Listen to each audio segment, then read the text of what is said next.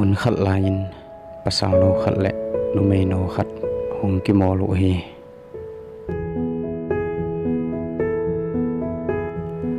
pasal no pa in kol sai tang hon khat ne ya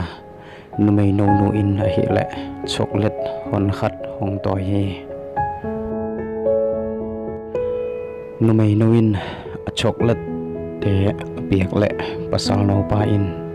a kol sai tang khem pe ding chi in kam chiam hi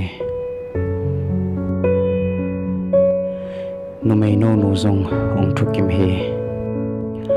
tangwal no pa in a kol sai tang lakpan a hoi pen le alien pen sel simin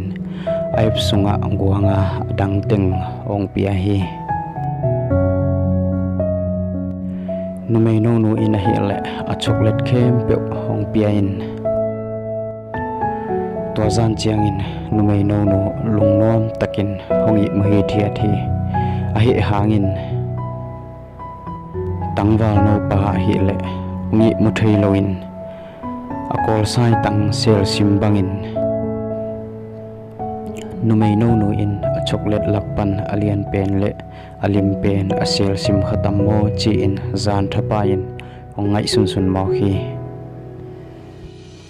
hitang thu tom no in ong sin sak thu pen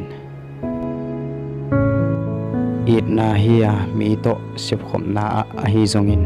a khem pe ipiak ke le ikopi i te a hiya isepi te a hi zong in mon la na kinai den ding hi